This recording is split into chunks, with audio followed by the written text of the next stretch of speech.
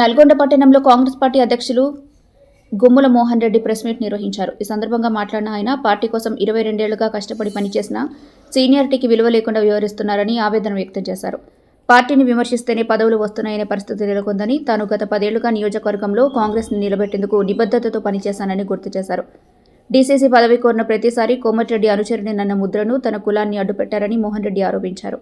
Ward సభ్యుడైనా కావాల్సిన అవసరం లేకుండానే డీసీసీ పదవులు ఇస్తున్నారని, కానీ నిబద్ధతతో రాజకీయాలు చేస్తే పక్కన పెడుతున్నారని వ్యాఖ్యానించారు.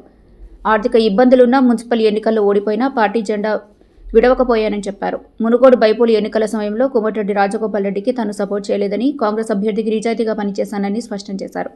సీఎం రేవంత్ రెడ్డికి దగ్గరగా ఉన్న నాయకులకు కార్పొరేషన్ ఎంపీ పదవులు వరుసగా రావడం జరుగుతుంటే తాను పోరాడిన నల్గొండ నియోజకవర్గంలో ఒక్కరికి కూడా కార్పొరేషన్ పదవి దక్కలేదని తెలిపారు. తాను రేవంత్ వెంట తిరిగితే ఎమ్మెల్యే, ఎంపీ పదవులు వచ్చేవని వ్యాఖ్యానించారు. దేవుడు లాంటి నాయకుడు కోమటిరెడ్డి వెంకటరెడ్డిని నమ్ముతున్నానని, ఆయన తలుచుకుంటే 24 గంటల్లో ఆర్టీసీ కార్పొరేషన్ చైర్మన్ పదవి తనకు వచ్చేలా చేస్తారని పేర్కొన్నారు.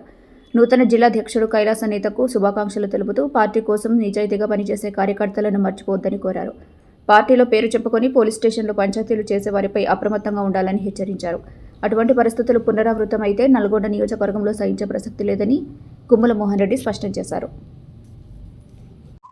నల్గొండ కాన్స్టిట్యున్సీలో 100% నా పేరు చెప్పారు. పక్కన నకరెక్కలు నా పేరు చెప్పారు, మిర్యాలలో అని చెప్పారు, దేవరకొండ చెప్పారు, మునుగోడు చెప్పారు, సాగర్లో అయితే బహిరంగంగా చెప్పాడు. ఒక యువజన కాంగ్రెస్ మిత్రుడు ఉండే వాళ్ళు చెప్పారు నాకు. గుమ్మల మోహన్ అయితే మంచికైనా చెడుగా నల్గొండ ఎట్టుకోవటం పనిచేస్తాడు, ఆయనకు అనుభవం ఉంది. కోమటిరెడ్డి వెంకట గారు మంత్రిగా అనుచరుగా పేరు ఉంది కాబట్టి అక్కడ ఉన్నటువంటి హాస్పిటల్ వాళ్ళు కానీ అధికారులు కానీ ఈజీగా అర్థమైతే వాళ్ళు బహిరంగంగా చెప్పడం జరిగింది. ఇంతమంది చెప్పినా కానీ మళ్ళీ ఇంత చెప్పుకున్న కూలం అంటారు. నేను మీ అందరికి పెద్ద లీడర్లందరికీ ఒకటి చెప్తున్నా, ప్రజాప్రాయ సేకరణ లేకుంటే మీరు చేస్తుంటే బాగుండేదేమో నా అభిప్రాయం చెప్తున్నా. నాలాగా వేరే జిల్లాలో కూడా అడిగోలు ఉంటారు, నాలాగా తెలంగాణ రాష్ట్రంలో మొత్తం డీసీపీ పార్టీ కూడా కష్టపడాలనేటువంటి ఉంటారు. వాళ్ళందరూ నిరుత్సాహపడకుండా ఉండాలంటే మీరు ఒకసారి ఆలోచించి వాళ్ళకు కూడా అందరూ న్యాయం చేసే విధంగా మీరు తీసుకోవాలని చెబుతున్నాం. మంత్రివర్యులు కోమటిరెడ్డి వెంకట గారు తలుచుకుంటే నాకు 1.5 year కింద నాకు కార్పొరేషన్ డిక్లేర్ చేయడం జరిగింది. అందరి సమక్షంలో దాదాపు 2-3-4 వేల మంది సమక్షంలో పార్లమెంట్ ఎలక్షన్ చేయడం జరిగింది. 1.5 year అయింది. నా తర్వాత ఒక 20 మంది కార్పొరేషన్ పదవులు వచ్చినాయి. నేనేం బాధపడతలేదు. కానీ నాకు కార్పొరేషన్ కంటే రాష్ట్ర కాంగ్రెస్ ఉపాధ్యక్షుడు కంటే జిల్లా కాంగ్రెస్ పార్టీ చేసినట్టయితే నాకు ఒక విజన్ ఉండే. కాంగ్రెస్ పార్టీకి బూత్ స్థాయి నుంచి కనుక బలోపేతం చేస్తే మనం బిఎల్ఏ బూత్ లెవెల్ ఆఫీసర్ ఉంటారు, మనం బూత్ లెవెల్ మనం ఏజెంట్ పెట్టుకొని బిఎల్ఏ ఏజెంట్ పెట్టుకుని బూత్ లెవెల్ ఏజెంట్ పెట్టుకొని అలాగే బిఎల్ఓ బూత్ లెవెల్ ఆఫీసర్కి అటాచ్ చేసుకొని ఈ ఓటు చోరీ కార్యక్రమం తీసుకుంటారు రాహుల్ గాంధీ గారు. ఆ ఓటు చోరీ కార్యక్రమం ఎక్కడ జరుగుతుందంటే బూత్ లెవెల్లో జరుగుతుంది. దాన్ని పటిష్టంగా అమలు చేయాలన్న సిద్ధాంతం పెట్టుకొని దాన్ని ఏ విధంగా చేస్తే బాగుంటుందని ఒక ఆలోచన ఐడియాలతో ఐఎన్టీసీ, మహిళా కాంగ్రెస్, ఎన్ఎల్సిఐ, యూత్ కాంగ్రెస్, అనుబంధ సంఘాలు అందరితో కలుపుకొని పార్టీని స్ట్రెంత్ చేయాలంటే నామమాత్రంగానే ఉన్నాయి. ఇప్పుడు వాళ్ళకి ఎంకరేజ్మెంట్ లేదు. వాళ్ళందరినీ తీసుకొని ఒక ఫార్ములా ప్రకారం పోదాం నాకు ఉండే. ఇప్పుడు వచ్చిన వాళ్ళు కూడా చేస్తుండొచ్చు, అలాగే నేను అనుకున్న విధంగా వాళ్ళు కూడా ఐడియాలజీ ఉంది, వాళ్ళు కూడా చేశాను. కానీ ఇప్పుడు వచ్చిన వాళ్ళకి ఒక విజ్ఞప్తి చేస్తున్నా ఇక్కడ అయిన వాళ్ళ అధ్యక్షుడికి, దయచేసి మీకు ఒకటి పత్రిక ముఖం కొడుతున్నా, మీరు కలిసి కూడా చెప్పదలుచుకున్నా. గత 2 సంవత్సరాలకి వెళ్ళి అధికారము టీఆర్ఎస్ పార్టీ నుంచి వచ్చిన కావచ్చు, ఇళ్ళకెళ్ళి కాంగ్రెస్ పార్టీ నుంచి అలా పోయిన మళ్ళీ వచ్చి రిటర్న్ వచ్చిన కావచ్చు, ఎక్కడ అవపడకుండా మీ ఎమ్మడి తిరిగితే మాత్రం నికార్సైన కాంగ్రెస్ కార్యకర్తలు మాత్రం వాళ్ళని తరివి కొట్టడానికి సిద్ధంగా ఉండని సందర్భం చేస్తున్నా. ఎందుకంటే వాళ్ళు జెండా భర్తలేరు. వాళ్ళు ఎక్కడ వాళ్ళు ఏమైనా అంటే ఈ పార్టీ ముచ్చట ఆ పార్టీ ముచ్చట తీసుకొచ్చి మీ ఎమ్మటి అంటగా అయితే మాత్రం మేము ఊకునే లేదు. నల్గొండ హెడ్ క్వార్టర్లో మాత్రం నేను ఊకోను. నేను ఊకున్నా కానీ మా వాళ్ళు ఊకుంటే సిద్ధంగా లేదు. ఎందుకంటే కోమటిరెడ్డి వెంకట గారు ఒకటే చెప్పారు, మాకు కాంగ్రెస్ పార్టీకి నష్టం చేస్తున్న ఎవరిని దగ్గర రానియరు ఆయన. మేము కూడా ఆయనను అనుసరిస్తాం. మేము కొంతమంది చూస్తున్నాం, వాళ్ళు కాంగ్రెస్ టవర్ వేసుకుంటారు, అవతల పార్టీలు ఇళ్ళలో కూర్చుంటారు. కాంగ్రెస్ పార్టీ టవర్ వేసుకుంటారు, ఆర్టీఐ యాక్ట్ పెడతారు. కాంగ్రెస్ పార్టీ టవర్ వేసుకుంటూ పోలీస్ స్టేషన్లో పంచాయతీ చేస్తుంటారు, భూముల పంచాయతీ చేస్తుంటారు. మేము ఒకటే చెప్తున్నాం, వాళ్ళు మీ ఎమ్మడి తిరిగితే రోడ్డు మీద దొరికించుకొని మీటింగ్లో కొడతాం. మేము కొట్టడం కాదు, మేము అనేది ఇప్పుడు ఎందుకు చెప్తున్నాం, ఎందుకు నాకు బాధ చెప్తున్నంటే వాళ్ళు మా ముందర తిరుగుతుంటే మేము ఊపుకోము. మీరు పార్టీ కొరకు కష్టపడి వాళ్ళు మీ ఎమ్మడి పెట్టుకుంటే మేము ఊకునేది చెప్పుకుంటూ నా గురువు గారు కోమటిరెడ్డి వెంకట గారు కలుసుకుంటే అనుకుంటే ఆయన నాకు 24 గంటల్లో ఆర్టీసీ చైర్మన్ తీసుకొచ్చే కేపబుల్ ఉన్న లీడర్ ఆయన. ఇక్కడ ఉన్నటువంటి ఎమ్మెల్యేలు కావచ్చు, ఎంపీలు కావచ్చు, తలుచుకుంటే నాకు 24 hours లో నేను కోరుకున్న చైర్మన్, వాళ్ళు కోరుకున్న చైర్మన్ నాకు చేత ఆట పెట్టగలుగుతారు. అంత కేపబుల్ నల్గొండ. కానీ నా మీద ఎందుకు కక్ష కట్టుకురో నాకు అర్థమవుతలేదు.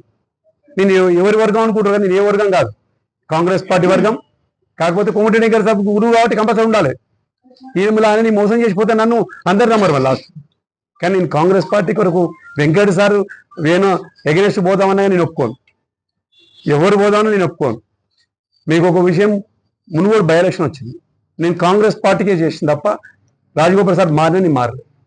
కనీసం కాంగ్రెస్ పార్టీ గురించి పోతే అక్కడ నన్ను నమ్మలేదు వీళ్ళు, ఎందుకంటే కోమటిరెడ్డి ఇక్కడ మంచి కాబట్టి వీళ్ళు నమ్మలేదు.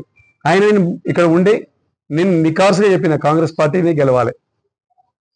గతంలో అక్కడ పోటీ చేసిన వాళ్ళు దగ్గర డబ్బులు తీసుకొని నేను రాజకీయాలు లేదు. ఎవరైతే పోటీ చేస్తారో వాళ్ళ దగ్గర డబ్బులు తీసుకోను, వాళ్ళ కాళ్ళు మొక్కను. నేను ఎవరి దగ్గర బ్లాక్మెయిల్ చేయను. మీరు ఎక్కడైనా బ్లాక్మెయిల్ చేసినప్పుడు మీరు తెలుసుకోవచ్చు, నాకు అభ్యంతరం. నేను పార్టీ అభ్యర్థులు పోటీ చేసినప్పుడు కానీ, ఎంపీటీసో, కౌన్సిలరో, సర్పంచో నేను టికెట్ ఇస్తామని చెప్పు కానీ, లేకపోతే ఎమ్మెల్యేలు పోటీ చేసినప్పుడు డబ్బులు తీసుకునే సిద్ధాంతం లేదు నాకు. పార్టీ జెండా అవపడితే ఆ జెండా కూడా పోయే సిద్ధాంతం నాది కాంగ్రెస్ పార్టీ సిద్ధాంతం. కాంగ్రెస్ పార్టీకే లాయల్గా ఉంటా. రిక్వెస్ట్ చేస్తున్నా, నేను మీకు పత్రిక ముఖంగా మంత్రి గారు కావచ్చు, ఉత్తమ్ కుమార్ గారు కావచ్చు, పెద్దలు జానారెడ్డి గారు కావచ్చు, ఐలన్న గారు కావచ్చు, ఈ నల్గొండ జిల్లాలో ఇంతవరకు ఒక కార్పొరేషన్ రాలేదు మాకు. బేలర్ కావచ్చు, వీరేశవన్న కావచ్చు, రఘువీరెడ్డి గారు కావచ్చు, అత్యంత సన్నిహితుడు ముఖ్యమంత్రి గారికి, వారిని విజ్ఞప్తి చేస్తున్నా. ఇప్పుడు కులం అడ్డు రాదు నాకు కార్పొరేషన్ ఇస్తే, నాకు ఆర్టీసీ చైర్మన్ ఇవ్వాల్సిందిగా మిమ్మల్ని కోరుకుంటున్నా. విజ్ఞప్తి చేస్తున్నా. ఇది నా ఉద్దేశం. మీరేమైనా అడిగేది ఉంటే నాకు చెప్పండి.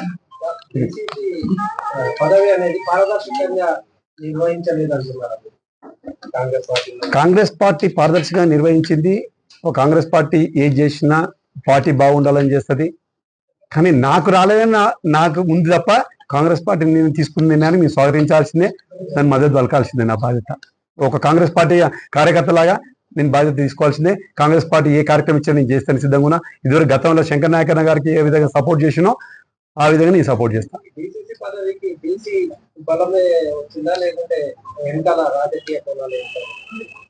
విత్ ఇన్ ది పార్టీ తిట్టాలే, నేను తిట్టను.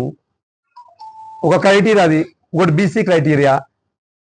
యాక్చువల్గా నాకున్న ఇన్ఫర్మేషన్ ప్రకారం, నాకున్న అవగాహన ప్రకారం, ఇక్కడ వచ్చిన అబ్జర్వర్ చేసిన ఇన్ఫర్మేషన్ రిపోర్ట్ ప్రకారం నాకున్న ఫీడ్బ్యాక్ ఏంటంటే, ఎవరైతే 1-to-1 కార్యక్రమం తీసుకొని కాన్స్టిట్యూన్సీ లెవెల్ చెప్పిన ప్రకారం నా పేరు 70 to 75% చెప్పడం జరిగింది. నాట్ ఓన్లీ మా కమ్యూనిటీ కాదు, ఎస్సీ కమ్యూనిటీ చెప్పింది, బీసీ కమ్యూనిటీ చెప్పింది,